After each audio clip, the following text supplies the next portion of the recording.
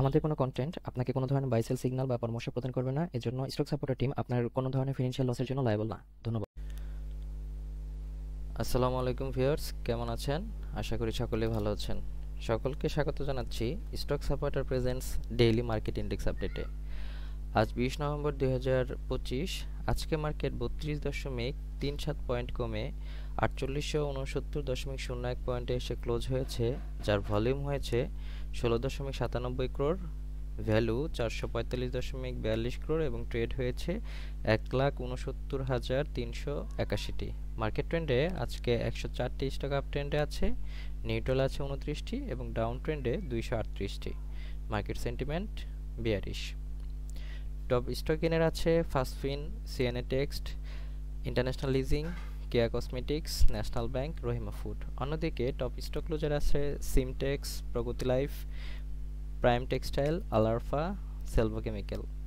Top sector wise গেইনে আছে textile, financial institutions, bank, engineering, food and allied. অন্যদিকে top sector wise ভ্যালুতে আছে textile, fuel, pharmaceuticals and chemicals, engineering. আজকে ব্লকে সবচেয়ে বেশি ট্রানজ্যাকশন হয়েছে খান ব্রাদার্স, এই স্টকটি 8,50,000। তো চলুন আমরা সুপার চার্টসে চলে যাই। সুপার চার্টসে আমাদের লেআউটটি লোড করে নিচ্ছি।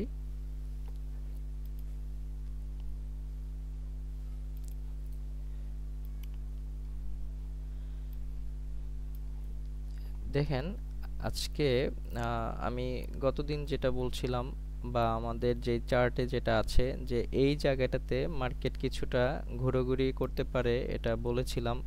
এবং এই জায়গাটা বলতে এই সম্পূর্ণ এই জায়গাটা যেটা হচ্ছে আপনার যদি বলি 4870 থেকে 4970, এই 100 পয়েন্টের মধ্যে মার্কেট কিন্তু ঘুরোঘুরি করার একটা সম্ভাবনার কথা আমি বলেছিলাম। এবং দেখছি যে এই জায়গাটাতে আজকে যেখানে এসে ক্লোজ হয়েছে, এটা কিন্তু একদম মার্জিনাল ওয়েতে ক্লোজ হয়েছে এবং সেটা আজকে ট্রাই করেছিল 4940-এ যাওয়ার জন্য। তো আমাদের এই রেঞ্জটা যেটা আছে 4900, এটা 4950, এই জায়গাটাতে কিন্তু একটা ভালো ধরনের যেহেতু বোঝা যাচ্ছে, তাহলে এখানে একটা ভালো একটা রেজিস্ট্যান্স আছে। যেহেতু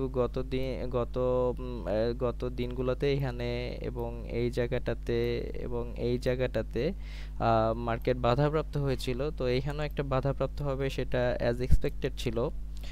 এবং দিন শেষে কিন্তু মার্কেট একটা নেগেটিভিটি দিয়ে মার্কেট শেষ করেছে এবং ভলিউমটা গত দিনের তুলনায় সামান্য বেশি।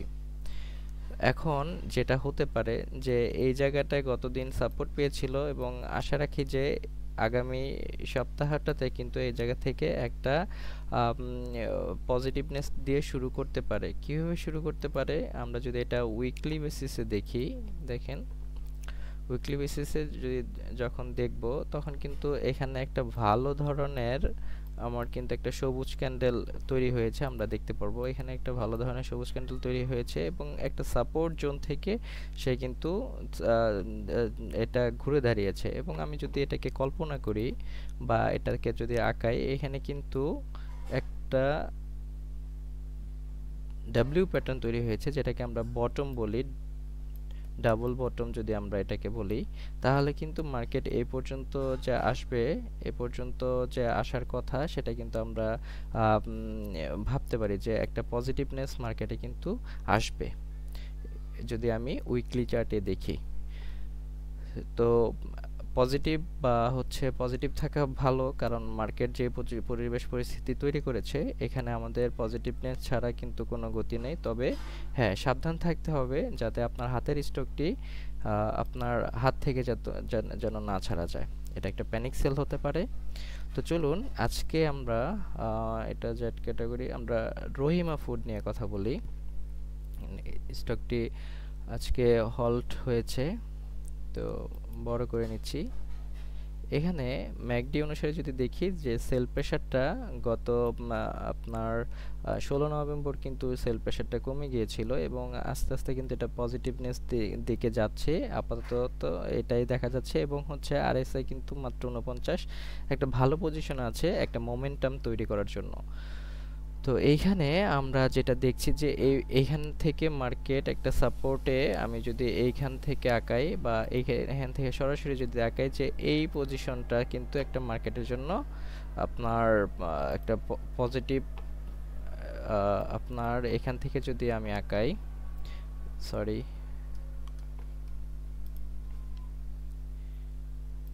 এই পজিশন থেকে এই পজিশনে এটা কিন্তু একটা সাপোর্ট জোন যদি আমি বলি। তো এই সেই মার্কেট কিন্তু এরকম করে ঘুরতে